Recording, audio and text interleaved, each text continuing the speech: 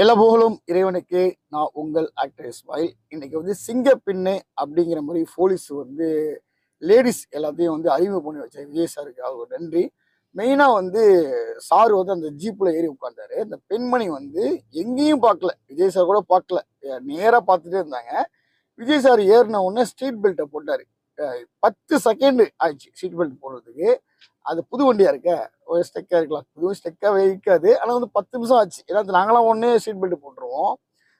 Seat belt போட்டுட்டு, ஆமாம், எப்படி சொல்லுன்னு தெரில. ஏன்னா ஒரு வந்து பெரிய பெரிய காஸ்ட்லி காரில் உடனே போட்டிருப்பாங்க. இது ஜிப்ஸியாக இருக்க வச்சு ஒரு ஜீப்பு, அதனால வந்து பொலேரோன்னு நினைக்கிறேன். ஆக்சுவலாக 10 செகண்ட் ஆச்சு பார்த்தேன்.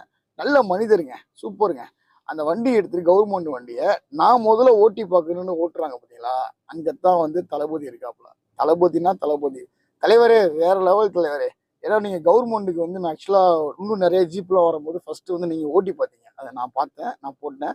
நிறைய அதுக்கு லைக்ஸ் வந்துச்சு, ஆதரவு கொடுத்தாங்க. ரொம்ப அந்த அந்த மகிழ்ச்சியாக இருந்துச்சு. உள்ளூர் செய்தி கூட அந்த ஊனமுற்றவர்கள் அவங்களுக்கு கூட சிஎம் ஆஃபீஸ் வரும்போது விஜய் வந்து கூப்பிட்டு கையை பிடிச்சி உட்கார வச்சு சம மரியாதை கொடுத்தாரு. தலைவரே தலைவர், இனிமே தலைவர் தான். சிஎம் சார் செய்த அவர் வந்து இன்னைக்கு ஃபுல்லாக ஸ்பீச்லாம் நான் வந்து ஆக்சுவலாக என்னால் பார்க்க முடியல, டைமிங் இல்லை.